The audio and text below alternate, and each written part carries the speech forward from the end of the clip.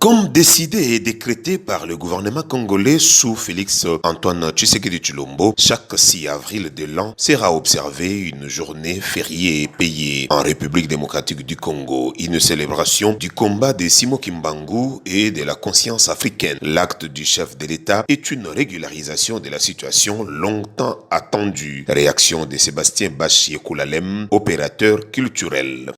D'abord, sans des impressions de remerciements au président de la République, chef de l'État, son Excellence Félix Antoine Tshisekedi Tshilombo. Si les anciens présidents ne l'ont pas fait, entendez Kasavubu, Mobutu, Kabila le père, Kabila le fils, nous félicitons le chef de l'État Fachi d'avoir régularisé cette situation, puisqu'en fond Simon Kimbangu, c'est une icône nationale congolaise, si pas africaine. Et vous savez que Simon Kimbangu a précédé beaucoup d'événements, notamment les indépendances africaines. C'est depuis en 50 même qu'il sera emprisonné. Et donc, beaucoup dont on parle en Afrique, l'Nkwame Nkrumah, Sékou Touré, les Lumumba, notre compatriote, les Nelson Mandela sont venus bien après Simon Kimbangu. Donc c'est une bonne chose pour l'État. On doit pour ça dire merci au chef de l'État, les féliciter pour avoir régularisé ce qui devrait l'être depuis longtemps. Vous avez trouvé le férié de l'église catholique, c'est où?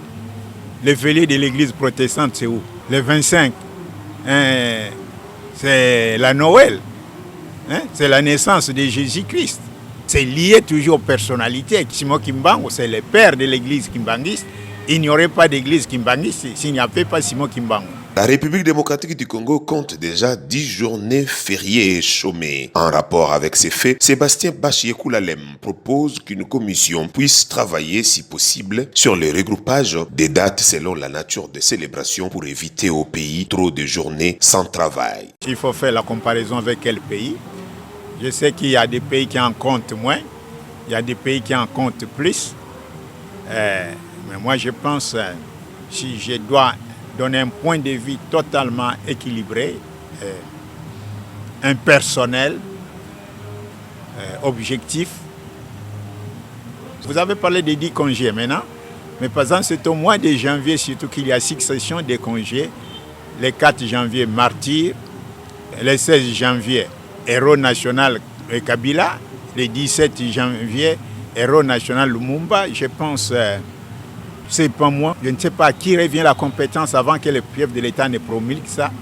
Peut-être une commission d'histoire nationale qui pouvait examiner ça. Pourquoi peut-être ne pas réserver une journée aux martyrs et peut-être une autre journée s'il y a des héros. S'il y a des héros, puisque par définition, les martyrs, c'est celui qui perd sa vie au front. On a vu par exemple les martyrs de l'indépendance le 4 janvier. Je pense, les gens comme les Rossi Mukendi, la sœur là, comme la sœur la catholique, c'est comment? C'est Apangala, pouvaient être assimilés aussi aux martyrs. Il y en a beaucoup dans notre pays, un peu partout. On peut citer également dans les mêmes quoi, par exemple, évêque Kataliko, évêque Muzerwa, sont des martyrs. Un héros, c'est celui qui rentre triomphant, avec la palme à la main, avec les flambeaux à la main. Héros, ça c'est pas à moi de juger, qui sont rentrés avec une palme à la main, avec un flambeau en triomphateur, après avoir ramené la victoire. Donc ça, je pense que dans ces paniers, on peut mettre aussi certaines personnes en dehors de ce qu'on connaît déjà. Je ne sais pas si Ndala, le colonel Ndala, Mamadou, peut-être pouvait aussi intégrer là. Peut-être who knows, comme disent les Anglais, qui le sait. Même Fachi peut-être pouvait être inséré sur cette liste des héros. Mais peut-être, est-ce qu'il n'y aurait pas trop de trop de journées réservées à beaucoup d'héros. Pourquoi pas trouver une journée consacrée à tous ceux qui sont identifiés comme héros nationaux et une journée à ceux qui sont classés comme martyrs. Peut-être de cette façon, on pouvait diminuer une journée fériée où les gens ne travaillent pas.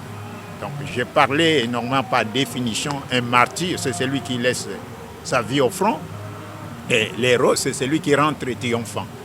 Il ne m'appartient pas à moi de dire qui a mérite d'être où, mais peut-être une commission d'histoire nationale pouvait aider les pays à définir. Il y a des éminents historiens dans les pays comme le professeur Ndaïwel, Isor, comme le professeur Eli Kiambokolo. Et à Paris, il y a aussi beaucoup de docteurs en histoire, beaucoup de personnalités qui pouvaient être associées en cette matière. Jusque-là, ma contribution est celle-là.